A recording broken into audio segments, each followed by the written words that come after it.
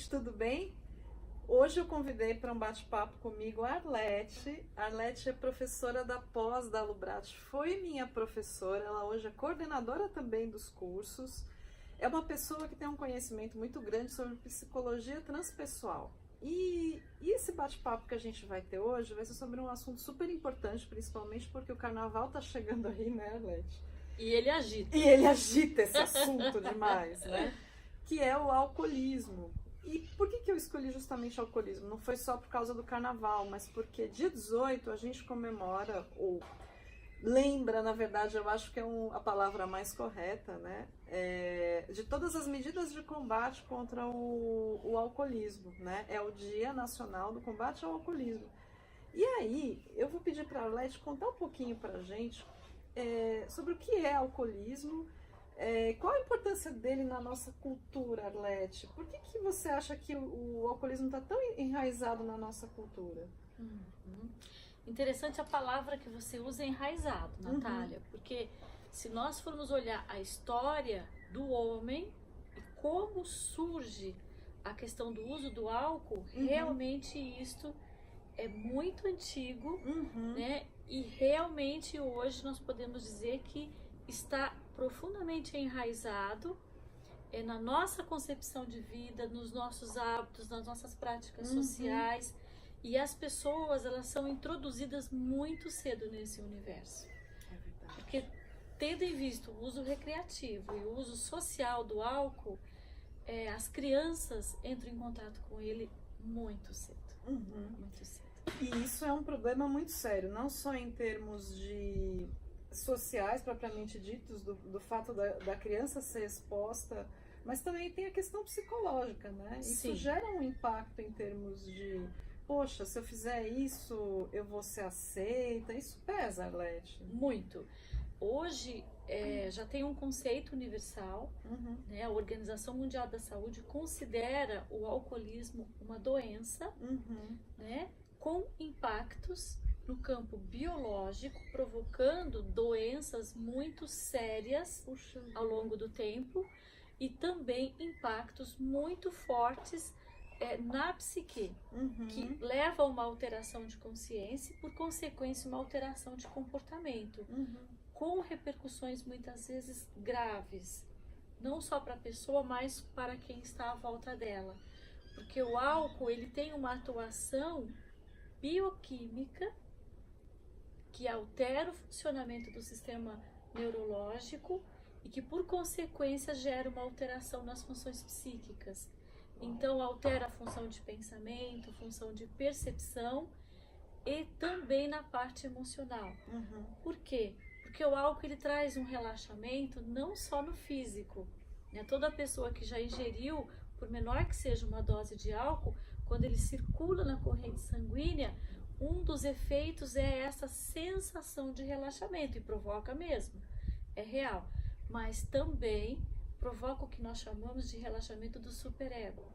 Então você reduz o nível de repressão e muitas atitudes, muitas expressões que a pessoa às vezes gostaria, mas não, ela se freia porque pode ter consequências. Sob o uso do álcool, ela se sente à vontade. Algumas são positivas. Aqueles que são mais introvertidos, que têm uma certa dificuldade, têm uma timidez de se colocar, eles ficam mais expansivos, mais sociáveis. Isso é positivo, mais alegres, né? Agora, também pode liberar uma agressividade. E eu fico pensando naquele pessoal que se declara pro ex, né? Quando liga de madrugada bêbado, né? Faz parte desse processo de relaxamento do superego, Perfeito. né? Porque aí a pessoa se sente à vontade para dizer coisas que, se ela tivesse plenamente em posse de suas faculdades mentais, ela faria uma avaliação e pensaria assim, nossa, se eu falar isso, se eu fizer isso, pode ter esses desdobramentos. E como há uma redução até dessa reflexão, né? Ela se sente à vontade e se torna uma pessoa impulsiva e agressiva. Muitos acidentes são provocados por esses fatores. Pela redução da percepção que a pessoa tem, mas também pelo aumento dessa impulsividade. Então, seja um acidente de trabalho ou um acidente de trânsito, vai passar regra geral por essas duas vias.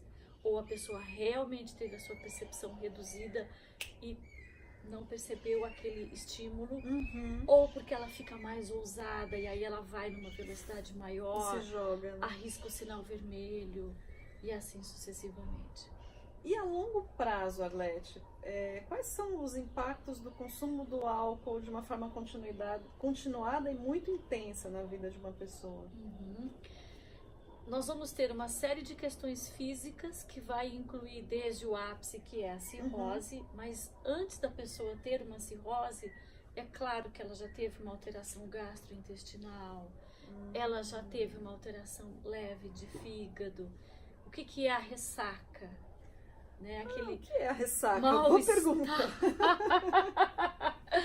Aquela indisposição, aquele mal-estar, aquela enxaqueca do dia seguinte, né? Aquilo ali é um efeito colateral, porque todos os órgãos mais importantes do corpo foram sobrecarregados. Então, para fígado, rim, metabolizar aquela quantidade de álcool, na verdade, você sobrecarrega o seu sistema. E aí você tem as dores, não só de corpo, mas de dor de cabeça, vômito, aquela indisposição. Então, este é um sinal que você está sobrecarregando o teu corpo. Né?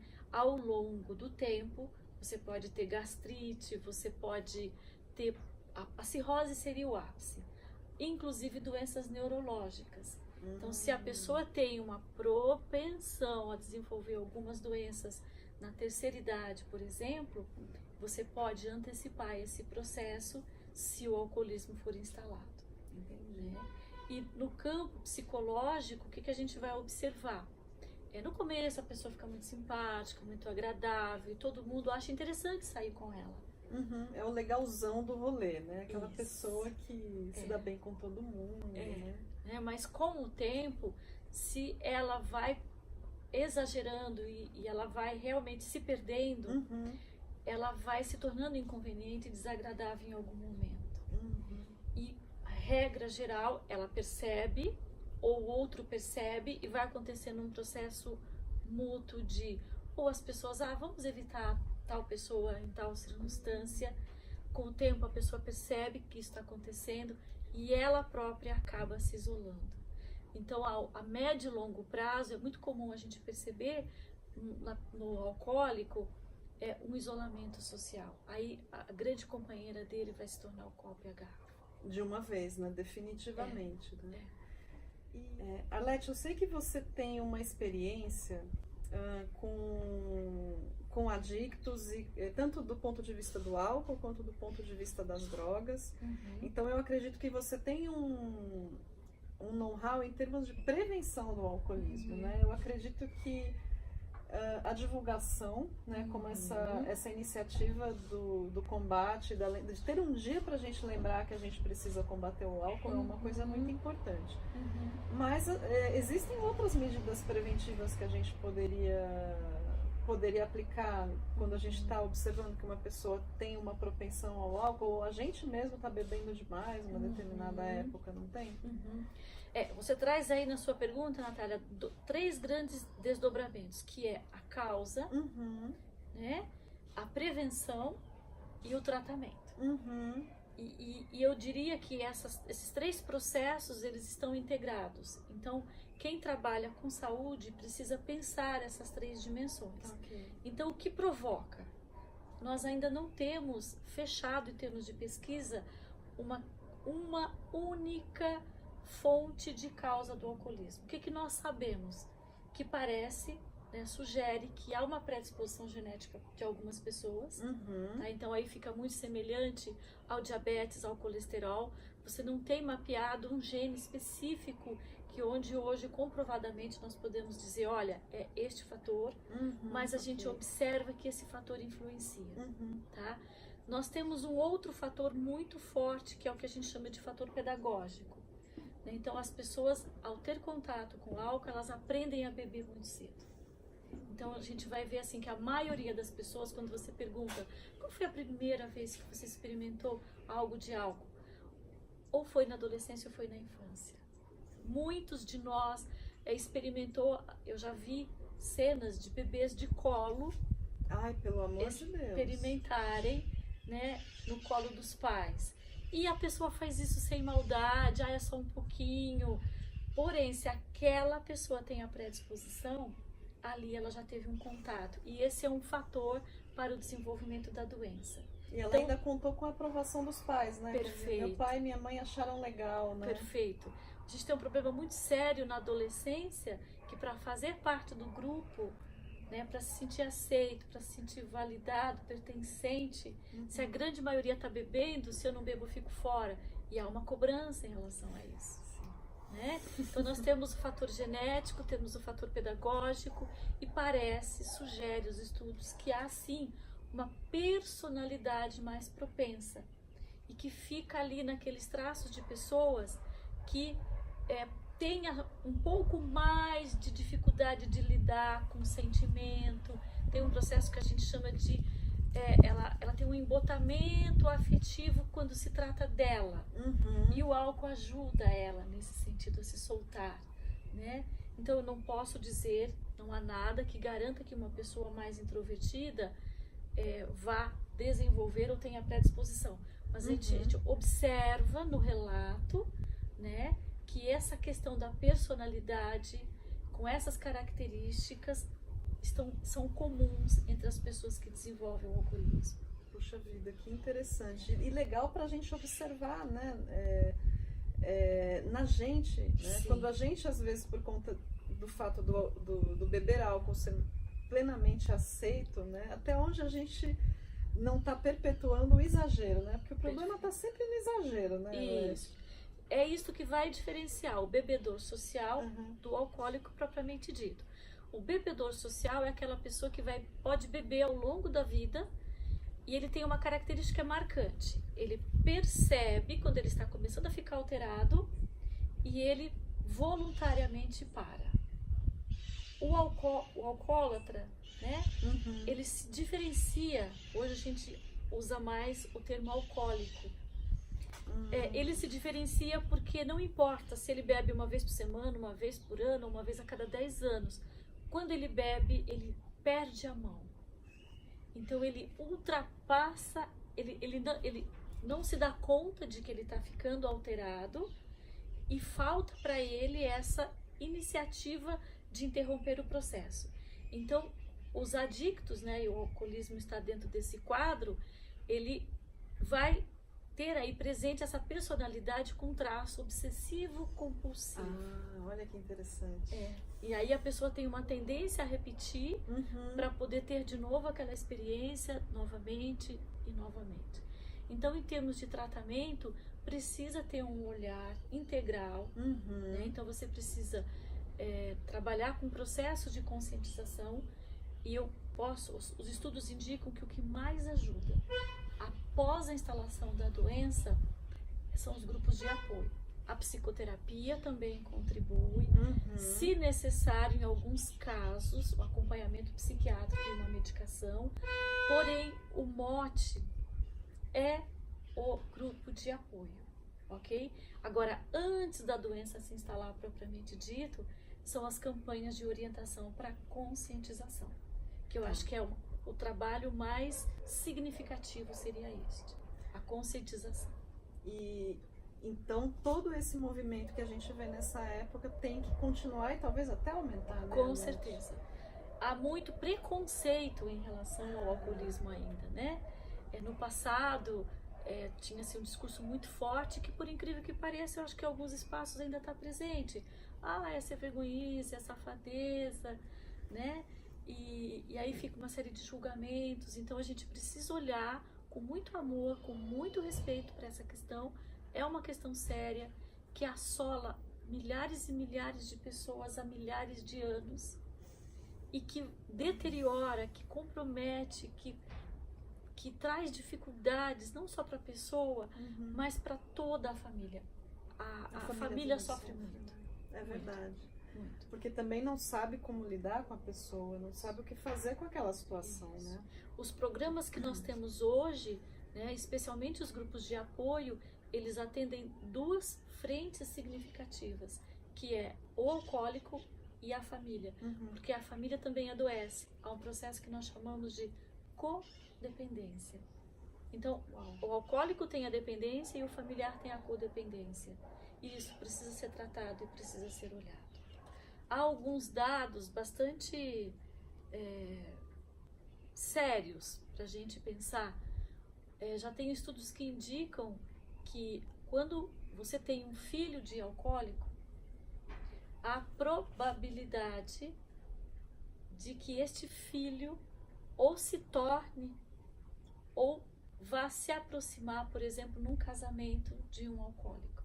Puxa vida! Quando você observa o histórico de vida das pessoas, quando você recebe uma pessoa que seja alcoólico ou filhos, enfim, a gente sempre faz um levantamento na história de vida e estudos já indicam esta repetição, vamos assim dizer. Então, o que nós podemos dizer? É um processo sistêmico, sim. Sim. Por isso o fator pedagógico é tão importante. E por isso as pessoas ao redor também têm que ser trabalhadas para que a pessoa, de uma certa forma, não repita esse tipo de padrão Sim. que estava ali, né, na família dela. E a gente pode até olhar para isso de um ponto de vista transpessoal também, com certeza. Talvez enxergando, não só fazendo trabalho com a família, mas recuperando talvez um padrão familiar ali que precisa na realidade ser trabalhado. Sim, né? sim. Uau, é muita informação, gente. Vocês viram, né? Então, dia 18, pensem bastante a respeito, né? E no carnaval, pensem mais ainda, tá? Porque da hora que vocês estão ali, o camelô tá vendendo aquele negócio misturado com um monte de coisas lá e você quer ficar louco, né, Arlete? E o álcool, ele, regra geral, historicamente a gente observa que ele é uma porta de entrada verdade. para outras drogas. Verdade. Né? É muito comum você observar que mesmo que a pessoa não desenvolva um alcoolismo, quando ele tem uma adicção a uma outra droga, é muito comum nós observarmos na história de vida dela que no início ela começa pelo álcool e depois ela se encaminha para outras drogas. Talvez até como uma procura cada vez maior desse prazer que o exagero, que ele cada vez mais tem que ser maior, né? Isso, ele vai se... e pela rapidez que outras drogas alteram o sistema neurológico. Há uma intensidade e há um processo também de aceleração, que a pessoa vai buscar dentro desse processo obsessivo-compulsivo. Uau! Puxa vida! Nossa, podemos Leti. beber. Né? Isso que eu ia te perguntar. Nós podemos beber? Porque eu tava falando do carnaval e o pessoal naturalmente quer beber uma cervejinha, né? Pra poder ir pro bloco, ir pro baile, enfim, né? O álcool... Podemos beber, né? Para uma pessoa estar saudável, ela necessariamente não precisa beber, tá? Então, hoje nós sabemos que para você ter um corpo saudável e uma mente saudável, existe um grupo de alimentos que são necessários, porque eles vão trazer vitaminas e proteínas e sais, enfim, que são fundamentais para o funcionamento dos órgãos, do corpo, do sistema neurológico e que pode até impactar funções psicológicas. Agora, o álcool, ele não é necessário ao nosso bem-estar. Tá? Ele não está nesse grupo de alimentos que facilitam o nosso bem-estar psicológico. Não necessariamente, né? Ok? Então, não necessariamente para ser saudável nós precisamos beber. Porém, nada impede que doses pequenas, né, e que não sejam muitas vezes ao dia, também não vai provocar nenhum mal à pessoa. Tem até alguns benefícios, embora você possa obter esses benefícios com outros alimentos. Ok? Perfeito. Então, não há nada que comprometa. Agora, na medida em que isso vai se tornando frequente e em doses cada vez maiores, é importante que a pessoa observe o que está acontecendo com ela. Infelizmente, a grande maioria, principalmente quando a pessoa tem a predisposição ao alcoolismo, ela tem um rebaixamento nessa percepção. E aí quem vem contar para ela é quem está à volta. E normalmente a negação é uma característica que se faz presente nessa etapa, né? E muitas vezes acompanhado do isolamento. Então a pessoa passa a evitar a estar próximo daquela pessoa, principalmente quando vai beber, porque sabe que ela vai falar. Às vezes é esposa, às vezes é filho, às vezes é amigo, né? Ela não quer receber críticas. E quando que normalmente, se a pessoa não desenvolver um trabalho de autoconhecimento, ela vai perceber quando ela tiver uma consequência séria, como por exemplo, um acidente, uma briga, alguma consequência que o fato conte para ela que alguma coisa não vai bem. Uau, muita coisa para pensar, né? Sim, sim. Nossa, Leti. Por isso que o autoconhecimento é fundamental. Era aí que eu ia entrar. Que quanto mais a gente se conhece, mais a gente percebe quando a gente está extrapolando esses limites, né? O alcoolismo, na verdade, é talvez até uma negação de limite, né? Pode ser. E aí, quanto mais a gente sabe que a gente não está no nosso limite comum, a gente já tem mais ferramentas para poder se trabalhar e evitar uma coisa pior no futuro, né? Agora, se você me perguntasse qual é o tratamento mais eficaz para o alcoolismo, é não beber. É o mais garantido, né? Porque se a pessoa tem o alcoolismo desenvolvido, toda vez que ela beber, ela vai passar por um processo que nós chamamos de recaída. Então ela vai ter essa tendência de perder a mão e gera um constrangimento muito grande, porque muitas vezes a pessoa já construiu um processo de contratos com ela mesma, de contratos com quem ela convive, ela já fez mudanças significativas e gera uma dor muito grande para a pessoa, essa recaída. Ela se sente incapaz, ela se sente imperfeita, né? E aí ela vai precisar recomeçar novamente. Então, o único tratamento eficaz, 100%, é não beber mesmo. Até porque não é essencial para a nossa sobrevivência ou para a nossa nutrição. Sim, né? Existem 1000 outras possibilidades que não vai ter esses efeitos colaterais e que a pessoa pode recorrer. E correr atrás de autoconhecimento também. Sim. Nesse sentido, a abordagem transpessoal é muito interessante, porque ela vai sempre ter essa visão sistêmica, não só do indivíduo, mas do contexto no qual ele está inserido. E a abordagem transpessoal, ela tem esse olhar de potencializar os aspectos saudáveis e positivos, não só da pessoa, mas dos relacionamentos que ela tem. E isto ajuda muito nesse processo, porque aí a pessoa começa a reconhecer o que ela tem de importante, os valores significativos, e ela se torna consciente do quanto esse processo do alcoolismo está deteriorando esses grandes tesouros da vida dela. Uau! Nossa, Leti, muito, muito obrigada. Foi muito esclarecedor, né? Acho que muita coisa que você disse, não só eu não sabia, mas o pessoal que está assistindo a gente também não sabia.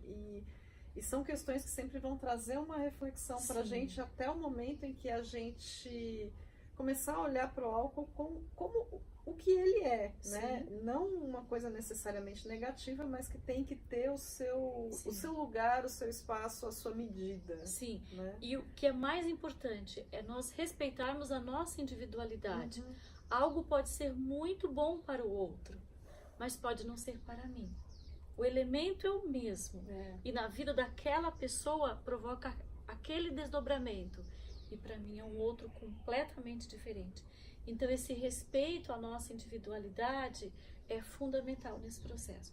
Então nem tudo é para mim, nem tudo é para você. A gente tem que perceber o que contribui para o meu processo e cada um assim sucessivamente. Isso é um conselho que vale para muitas coisas. Muitas coisas. Algo para a gente não carregar como uma medida de não se comparar. Né? Cada um tem seu espaço, seu momento, seu processo. É realmente algo para a gente levar também com relação a essa questão do álcool, e principalmente para quem é pai, mãe de adolescente. Né? Os pais precisam ficar atentos, estar junto. Eu diria que o diálogo nesse contexto é fundamental. É isso aí, Arlete. Qualquer dúvida pode encaminhar, que na medida do possível nós vamos estar respondendo. Sim. Né? Pode mandar aqui nos comentários. Se você não estiver seguro para colocar alguma questão aqui nos comentários, pode mandar no inbox aqui da página, não tem problema nenhum, tá bom? Foi um prazer estar com vocês. O prazer foi todo meu, Arlete, que é isso. Obrigada, né? Te agradeço Natália. demais. É isso, gente. Na próxima, né, vamos ver se teremos uma próxima entrevista. Vamos ter, não sei se com a Arlete ou com mais alguém, mas com alguém diferente. Mas estamos aí, aguardem, teremos mais novidades. Tchau, tchau. Tchau, tchau.